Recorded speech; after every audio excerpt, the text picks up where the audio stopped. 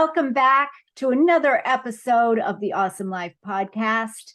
I'm Karen Stelch, your host today, and I'm the creator of the Awesome Life Success System, as well as the founder of the Heart Energy Techniques, which are ways to release the blocks and traumas that are keeping us from living that awesome life that we all were born to live, to be healthy, happy, and prosperous. That's what it's all about. And today we have the most amazing guest, Dr. Gary Lawrence. And Dr. G, as he likes to be called, is so much fun. I've been having a wonderful chat with him before we started this podcast. He and his wife, Sylvia, have spent their lives successfully leading others to identify, isolate, and eliminate the root cause of the emotional turmoil in their lives. And don't we all need that? I mean, that's what an awesome life is all about. Get rid of that emotional turmoil. So over the last 23 years, he has been serving as the founder and the director of the New Life Dynamics Christian Counseling Center.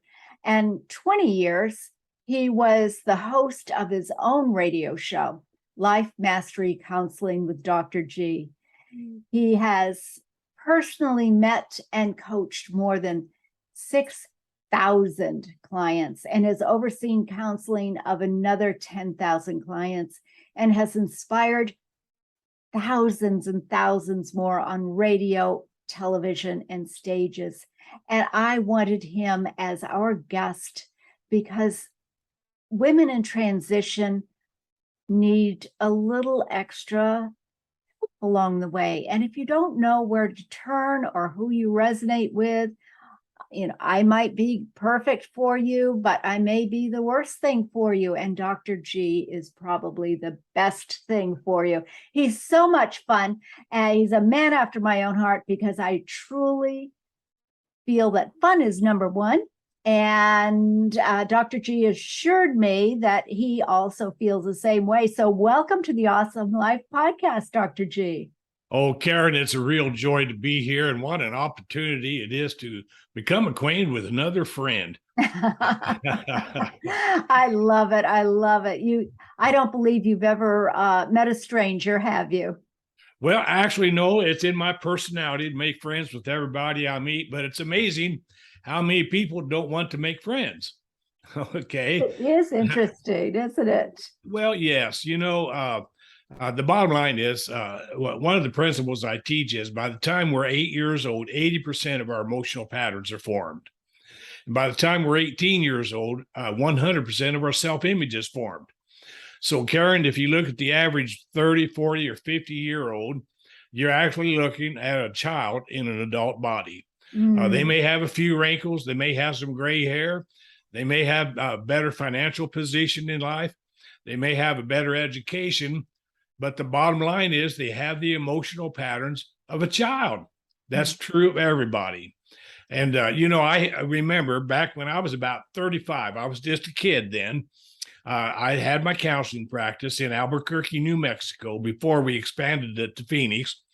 And I had an 80-year-old retired medical doctor and his wife come in for counseling. And I thought, oh, my goodness, what can I teach this couple? Because they had been married for 55 years at that time. And so I shared that with him. By the time we're 8 years old, 80% of our emotional patterns are formed. And so he looked at me, he says, well, Dr. G, what you're telling me is I'm an 80-year-old, 8-year-old. And I said, yeah, that's true, Doc. Well, his wife leaned over and patted him on the leg. And she said, see, sweetheart, I told you, you act like a little boy. Hey, you know what? It's sometimes it's very beneficial to keep that youth and keep that inner child alive and well and happy. But sometimes that's not the case. And that tell us your story. How did you get into all of this counseling and well? My wife and I, we met way back in 1966, almost 67, in college in Springfield, Missouri. and I was 22 years old. That's a long time ago. And I was at the place in my life where I was looking for a wife. And so I remember going back for my second year of college, I saw this beautiful brown-eyed, olive-skinned brunette in a beautiful blue outfit. And I said to my roommate, I said, Bob, do you see that beautiful brunette over there? He said, yeah, what about her? I said, well, I'm going to ask her out for a date. And I said, I'll probably end up marrying her. And he kind of scoffed at that. But, Karen, we were married 4 months later. Oh, well, you know what? That sounds very similar to our marriage. Yeah. Tell me about that. Yeah. So again, we met, we live in Maine, and he was from DC. I was from Massachusetts. He applied to the school from Germany, in the middle of Nebraska, right in the middle, probably the only hill in all of Nebraska, a little college. And we met out there and fell in love, and were married 3 months later. Yeah. Wow. Good for you. Good for you. So, well, we got married, and now my wife was the oldest of 4 children, and she was raised in a very strict Baptist home. They were always in church, Sundays, Wednesdays, everything, church. But from ages 7 to 12, her father was sexually abusing her. And her mother was a horribly abusive person, physically, emotionally. One time when Sylvia was 9 years old, she beat Sylvia so bad, she literally couldn't walk. And she had to crawl and hide in a closet because women from the church were coming over for ladies' fellowship. And so Sylvia handled her rejection by withdrawing, by escaping. Now, on the other hand, I was the 4th of 4 children. I was the youngest one. And my father believed my mother got pregnant by a relationship with another man. And so I was the child he never wanted. And so there was a lot of physical abuse there. And when I was 16, Karen, I fought back. And it was a physical confrontation. And that's when I left my home at the age of 16. So for the next 5 or 6 years, I was on a journey of rebellion. And so I met my wife at college. Now, here's the emotional setup. Remember, by the time you're 8 years old, 80% of your emotional patterns are formed. Sylvia learned how not to fight back with dominance. She learned to submit. Her personality said, I need someone to dominate me. My personality said, I will be in control. I will survive. Sylvia was the escaper. I was the survivor. Now, I say it like this, Karen. In every marriage, there's a parent and there's a child. It has nothing to do with gender. It has everything to do with personality. Passive people have a tendency to marry dominant people. Okay. Hostile dominant people have a tendency to marry passive people. It's kind of like a piece of a puzzle coming together. It's an emotional setup. It's an emotional trap. Well, we finally got through college and went to Winnipeg, Manitoba, and I began a ministry there. And I didn't know a person. And in 5 years, we bought 5 acres of land and built a 450-seat auditorium and an educational facility for 125 students. Now, I'm saying all that to let people know that my ministry, quote, was very successful, but my marriage was in shambles. And so my passive, withdrawn wife did the best thing she knew to do, and that was to leave me and to leave my 2 boys with me.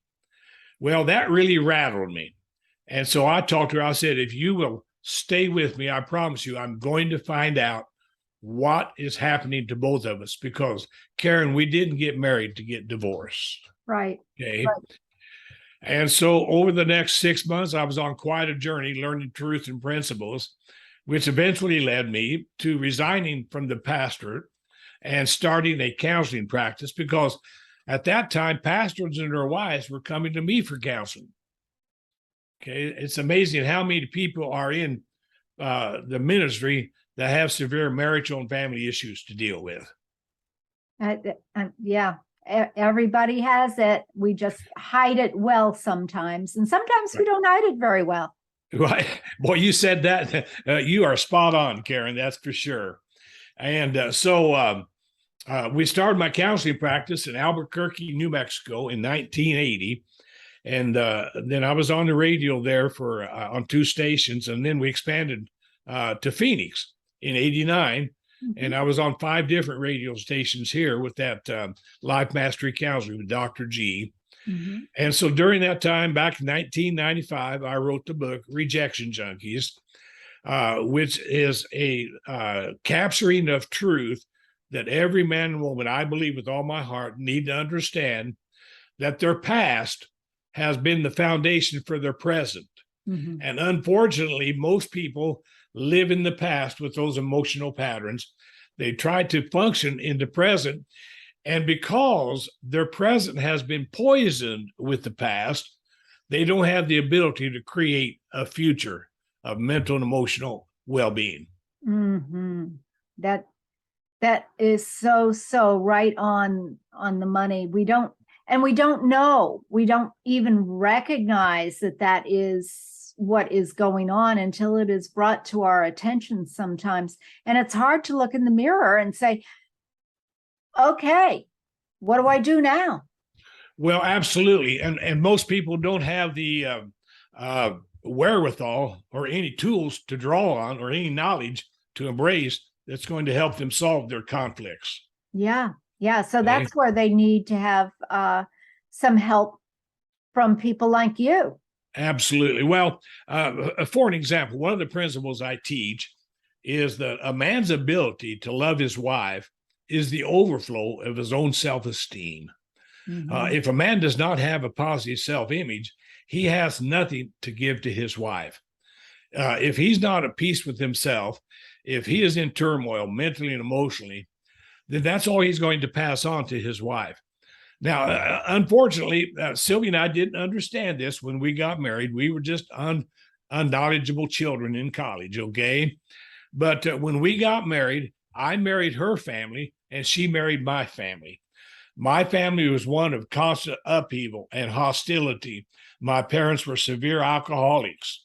My dad was a successful businessman, very successful. He was the vice president of a corporation up in Indiana, but his personal life was in total shambles. So therefore, at the age of 16, I exited that shambled environment and created my own shambled environment. Okay. And so now, for an example, now I'm going to get real, I'm going to say vulnerable with your audience. But one of the principles I learned is that when a person is sexually abused and they get married, unconsciously, their mate becomes a victim of the second order. Okay. So I'll tell this story, and I hope you don't mind my being so candid, but absolutely. That's what this is all about. We don't know what we don't know. Right. Absolutely. Well, Sylvia and I were married for about 3 months, and we moved back to college because I dropped out for a semester, and I was on a road trip speaking on a Sunday. And I wasn't going to come home till Monday, but I drove all night because, I was a young, single, 23-year-old married man. I wanted to get home to my wife. And so I got home. It was about midnight, and I fixed myself up something to eat and took a shower and prepared myself and went to bed and began to embrace my wife. And Karen, she literally jumped out of bed so fast, she slammed her head against the wall and fell to the floor. And for the next 4 hours, she held her knees up to her chest and rocked back and forth and said, "Please don't tell my daddy what you're doing. He told me never let another man touch me like that." That was my introduction to her sexual abuse. The next 10 years were not happy years with us. And for all practical purposes, 3 months after we got married, my wife had a nervous breakdown. Well, hello to reality. What am I going to do with this? And so here we were, just 2 emotional children trying to bond in an adult marriage, and we did not have the knowledge or the ability to do that. So is this where you decided to get into counseling, or did that no. No, I did not want to be the person that went into counseling because I had problems. I wanted my problems to be solved. That was her problem, not yours. That was her problem, but it was also my problem. because I became the victim of the second order. Okay. Now she became a victim of the second order because of my hostility. Okay. And when I married her, I was very demanding. I was very dominant. You will do it my way. This is the way the world rocks. And if you don't rock with me, you don't rock. Okay. So here again, I go back to that principle, the basic foundational principle.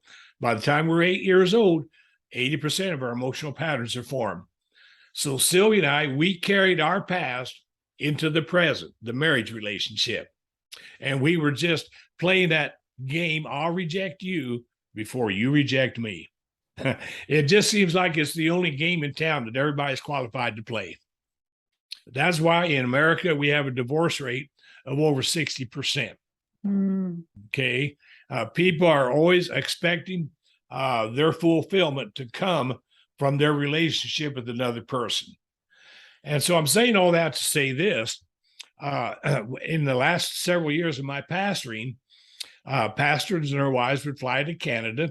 I started a counseling practice during those years called Caribou Counseling Center. That was in Kamloops, British Columbia at that time. And so as I began to learn these principles and these truths, I applied it to Sylvia and I. I said, honey, listen to this. Sylvia, listen to this. And so I would teach her these principles as I began to embrace them. And we found what the underlying problem really is. And it frightens the average person to find out. Go ahead. No, tell me what that underlying principle is. Well, are you ready for this? It's called the root of bitterness, the root of bitterness. In the scriptures, in Hebrews chapter 12, it says, look diligently, lest any person misses out on the grace of God, lest any root of bitterness springing up trouble you, and thereby many be defiled. So the root of bitterness does two things. It troubles you, the individual, and it defiles many. And so when I look back at my parents, I realized they were very bitter people. They were very defiled, and their defilement troubled me. And so I carried that defilement and troublesome into my adult life. Okay. Now, bitterness is not a happy word, is it? It's not a user-friendly word. People say, well, I'm not bitter, I'm just angry. Well, here's the difference. Anger is a response. Bitterness is a resentment. Now, for example, Sylvia said, but I'm not bitter towards my dad. And I said, honey, let me tell you something. You're not an angry person, but you have a wounded spirit. And when your father sexually abused you, he wounded your spirit. When your mother would curse at you and beat you, she wounded your spirit. And so I came up with some definitions of bitterness that will help people understand it. You might even identify with a few of these, Karen. I certainly identified with most of them. Okay. Bitterness is a wounded spirit. You show me someone that has wounded your spirit, I'll show you someone you have a root of bitterness towards. Bitterness is an inward resentment. You show me someone you resent, I'll show you someone you're bitter towards. Bitterness is a fear. Bitterness is a guilt. Bitterness is a sense of betrayal. Bitterness is an anxiety. You show me someone that creates a sense of anxiety within you emotionally, I'll show you someone you're in bondage to. Bitterness is a sense of loss. And then the final one is bitterness is a sense of abandonment. Okay. So you show me someone that has abandoned you, they have wounded your spirit. You have an inward resentment and you're in bondage to that individual. Does that make sense? It does make sense. But what does one do about that? Because you can't go through life hanging on to that bitterness. Exactly. Then now I have to be cautious here because I can't, to answer that question completely, it would be like doing open heart surgery over the internet. Okay? But in my book, Rejection Junkies, and your listeners can go to my website, Rejection Junkies, that's JUNKIES, rejectionjunkies.com, and buy my book, Rejection Junkies. There's a chapter in there called The Emotional Surgery. And now I still counsel and coach people one-on-one. I'm very selective at this time of my life with the clients that I accept. But the emotional surgery will give you the answer to that. I teach people how they can literally eliminate that root of bitterness. Let me give you an example, okay? When I began to realize that my problem is not what my father-in-law did to my wife, my problem is my bitterness towards him. I had to get free of my inward bitterness towards him. And so when I called him, I said, we'll just call him Charlie. Hey, Charlie, this is Gary. Yeah. I said, well, listen, I've been having some emotional problems, and the Lord has revealed to me that part of my problem is I need to ask you to forgive me for something. Yeah, what's that? Could you please forgive me for my bitterness towards you? Total silence. And he said, well, I don't know what you're talking about. I said, you don't have to understand what I'm talking about. Could you please forgive me for my bitterness towards you? You see, my focus was my bitterness, and my bitterness kept me focused on his behavior. And as long as I focused on his behavior, I was not free emotionally to focus on Sylvia's mental and emotional needs. Does that make sense, Karen? Absolutely. Absolutely. Okay. You need to let go of one thing so that you can focus on what is more important. Say that again for your audience. You said that well. Yeah. Well, yeah, you do have to be able to let go of at least one thing so you can focus more on what you need to focus more on.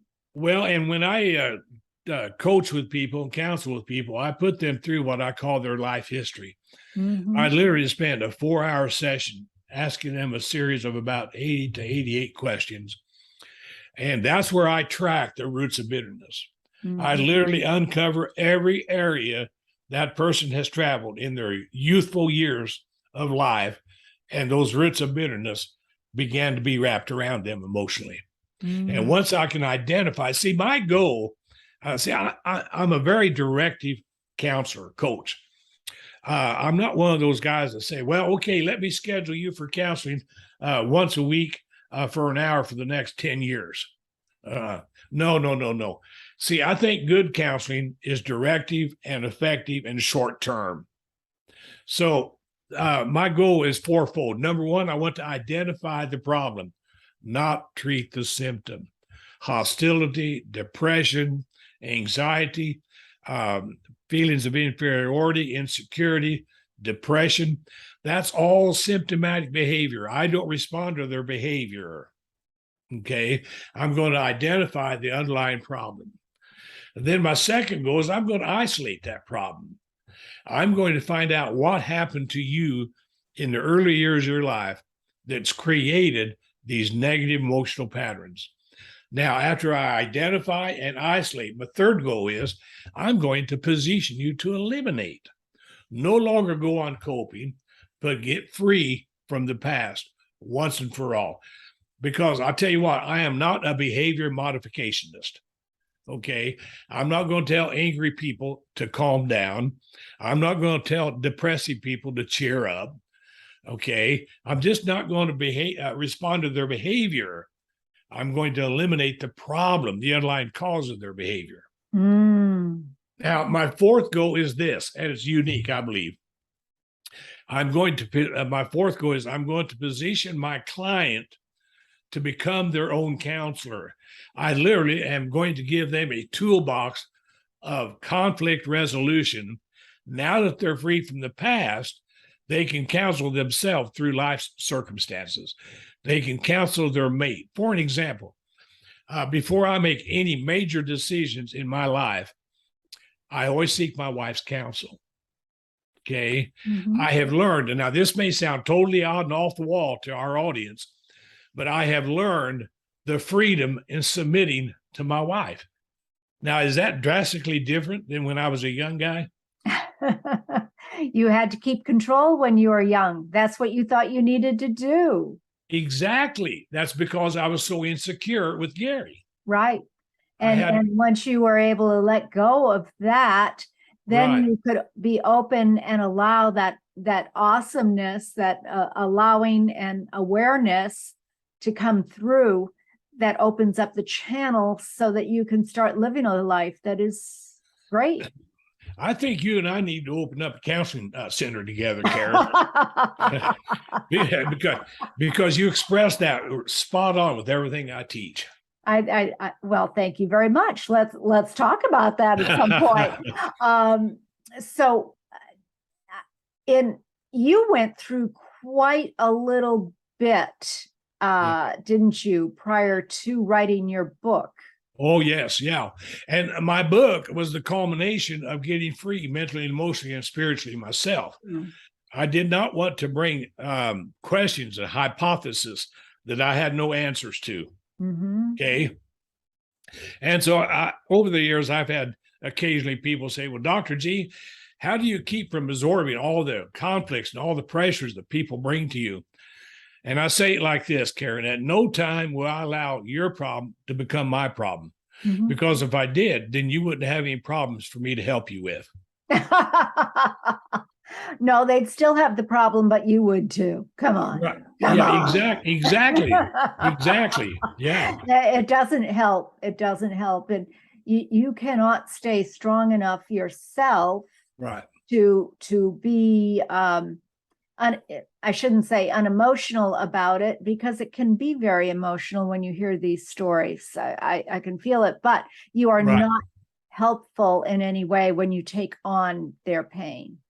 Right. Well, and the bottom line is if someone's drinking a cup full of bitterness, which is poison, I'm not going to ask them to share that poison with me. Well, that's it. And that's what forgiveness is all about, isn't it? Right. Is letting go. No, it's more than that.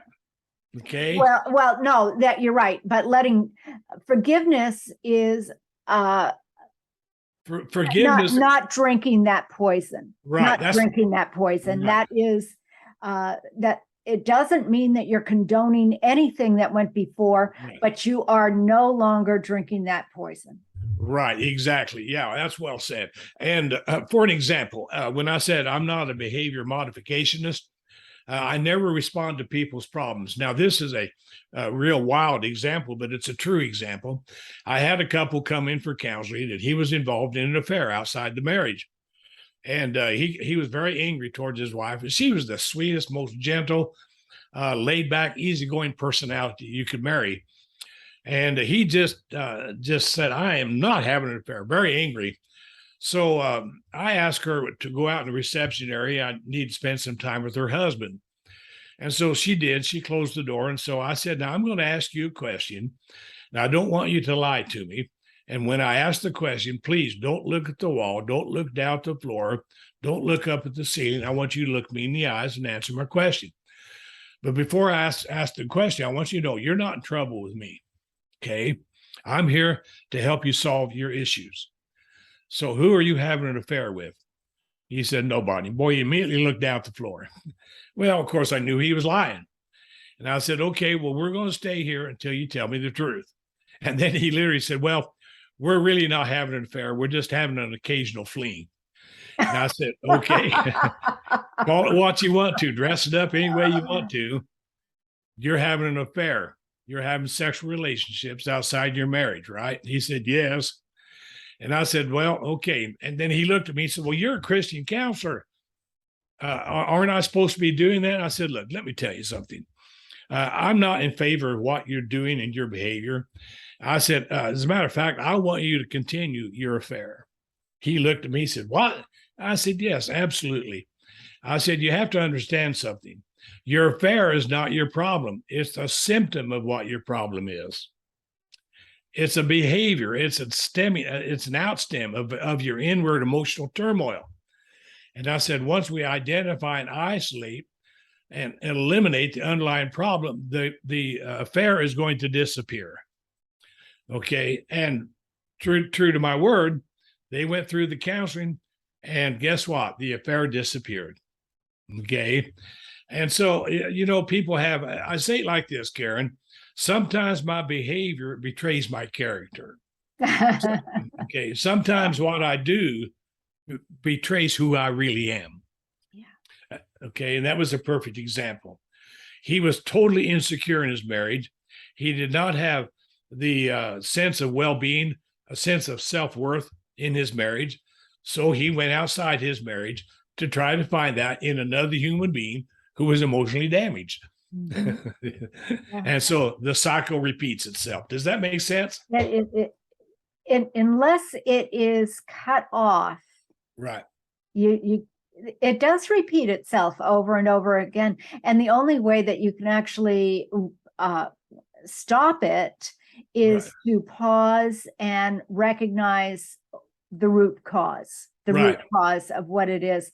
And that Right. takes looking in the mirror and not beating yourself up for what you did or didn't do back as a child, but as recognizing how it is affecting you now, and Right. and being willing to let it go so that you Right. can.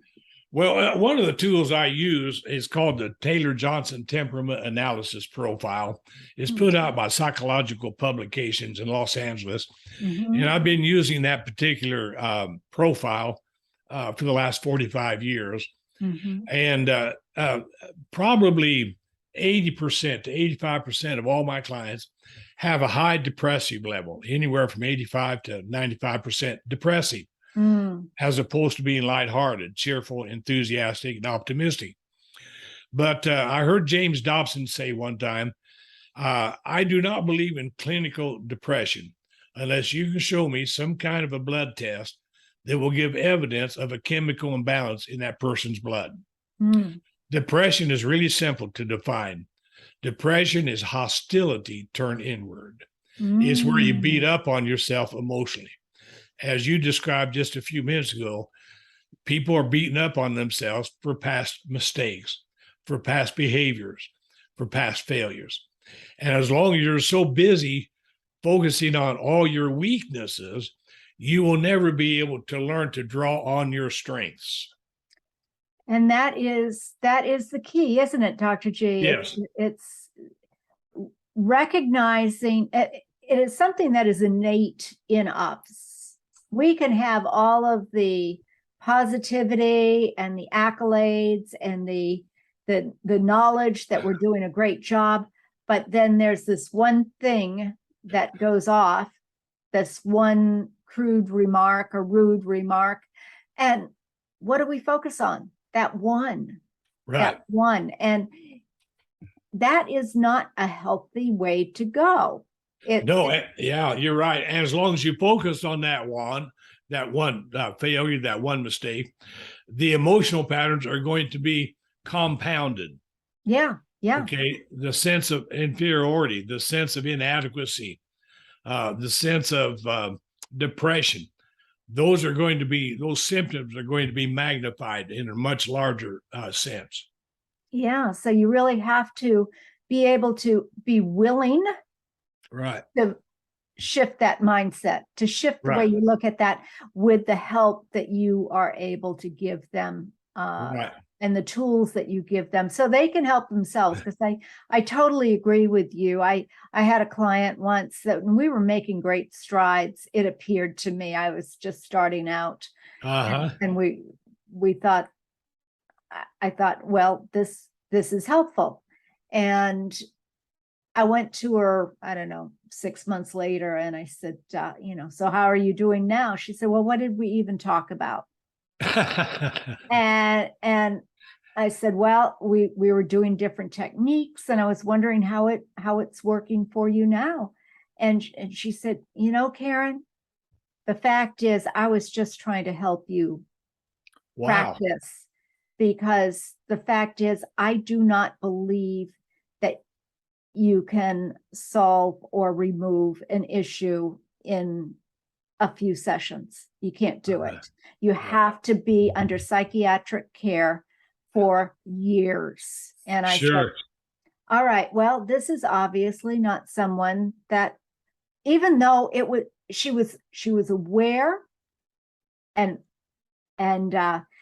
the other thing about it, she said, yeah, I've gone to energy workers, which is what I do with my heart energy techniques, is energy work. And she went to energy workers. She said, I don't know what they do, but I always come out feeling awesome. I said, well, terrific. So it works. Well, I don't know that it really does work. I said, but you Yeah. come out feeling awesome, doesn't it? It has to work.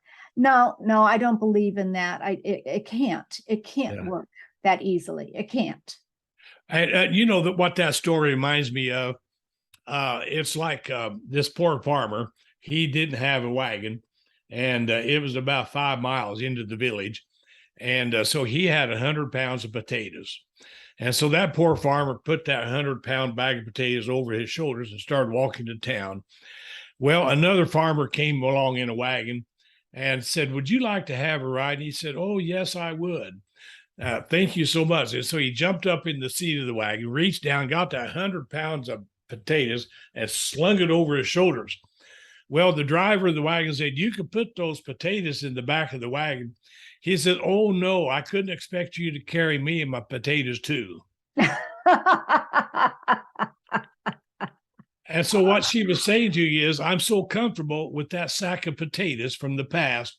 Nothing you offer me is going to work because I'm so addicted to misery.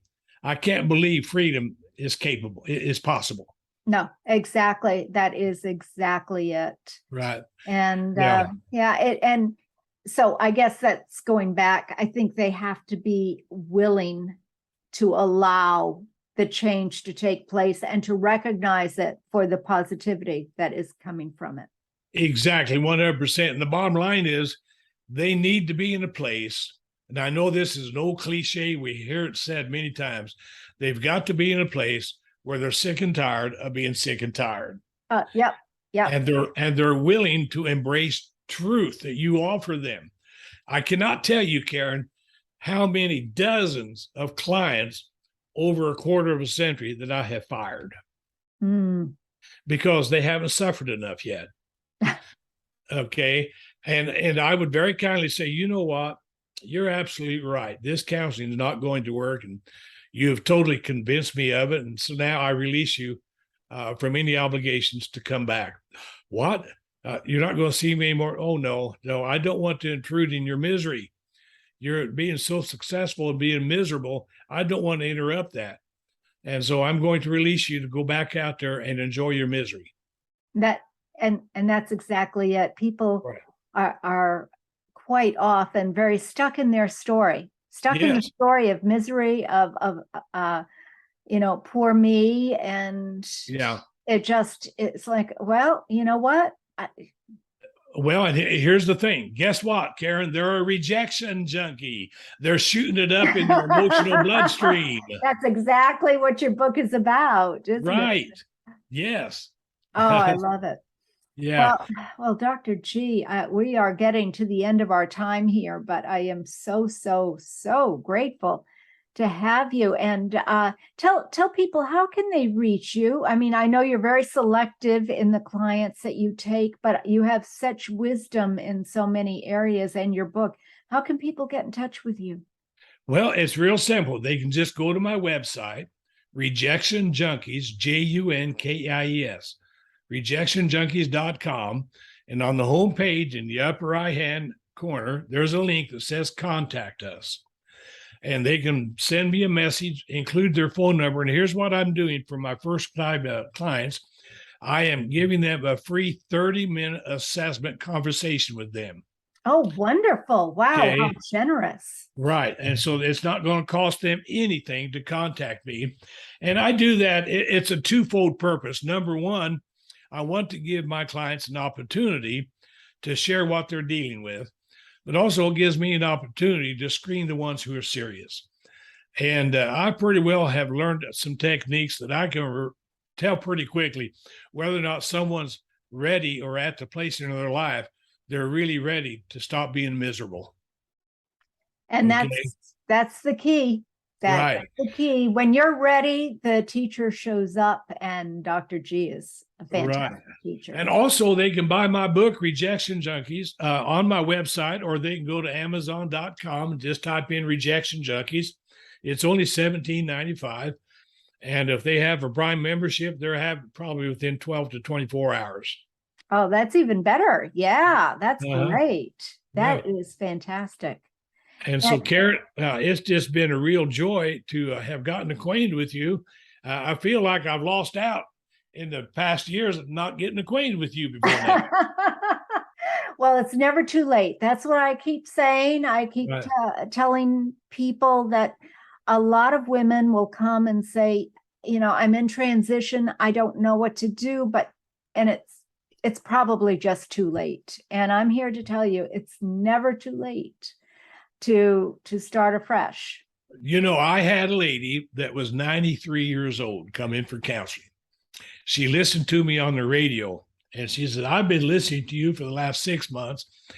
I asked her, I said, why have you come to me for counseling? She said, I've been listening to you for the last 6 months, and I just decided it's time for me to get my life in order. 93 years old. She did great. I mean, she was just a spunky, energetic person that really wanted to deal with some emotional garbage that she's held on to clear up to the age of 93. Oh, wow. Yeah. Well, I got into this world because I saw my mom, who was 94, dying with regret. Uh-huh. And I said, this is not the way to live. And Right. if I continue on the path that I am, and I have to go back and get a job, and I have to while my husband is now retired and enjoying himself, I would have a lot of resentment. So I had to find a way so that I could live without that resentment, because that does not serve you, or the bitterness, as you put it. Right. It doesn't serve anybody. It doesn't serve you. Right. It doesn't serve anybody around. And our energy goes out. It goes out from us. I can't tell you how many people have come up, and I'm sure they've come up to you too, Dr. G, saying, I just love your energy. I love your energy, Dr. G. And that is what is very important, to keep that energy up so that we can have a better world. Well, and before we go off the air here, you said, and you mentioned several times, let go of the bitterness, let go of the past, and learn how to forgive. Well, in the realm of Christian counseling, usually all they get is a shallow advice of turn it over to the Lord, or get right with God, get closer to God. That's just nothing but Band-Aid therapy. In the secular psychiatric world, they pump you full of pills and drugs and narcotics. Okay. I want you to understand that forgiveness, the real definition. See, you can't forgive anything or someone as long as you have a root of bitterness. The Bible says that sweet water and bitter water cannot flow through the same fountain. Until you get free of your bitterness, you'll never be free to forgive. Now, can I give you a definition of forgiveness that I've embraced? I love it. Yes. Forgiveness is becoming more concerned for the needs of the offender than what they've done to offend me. Now, let me say that again. Forgiveness is becoming more concerned for the needs of the offender than what they've done to offend me. For an example, my father-in-law sexually abused my wife. Well, he was a prisoner of war by the Japanese for 3.5 years in World War II. He married a very dominant, hostile woman. His sexual abuse was not as sexual as it was an emotional place to be safe. Once I identified my bitterness and I sought forgiveness for my bitterness, then the following week I called him and I said, hey, Charlie, this is Gary. Yeah, what do you want? I said, well, I just wanted to call and tell you I love you. And I'm so glad you're my father-in-law. And I thank God that he put you in my life, because he has used you to teach me truths about myself I never did understand. So see, I'm no longer focusing on the past. I'm focusing on the present. And guess what, Karen? I was able to create a future. That's the key. Yeah. That's the key. It's how we are in the present that affects our future. Well, I tell you what, I'm going to email you this next week and find out how I can maybe join in, listen in to some of your coaching. That would be awesome. Absolutely. Absolutely. I'd love it. And everybody, please tune in to the conversation. See this wonderful gentleman that I'm talking to on YouTube. And by all means, don't forget to subscribe and to like and just enjoy. I will have all of Dr. G's contacts down below here in the comments.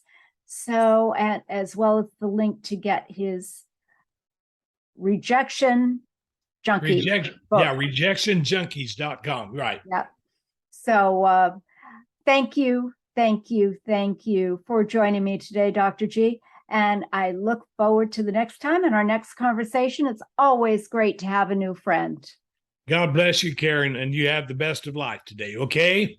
Yeah, you too. Bye-bye, everyone. Have an awesome life.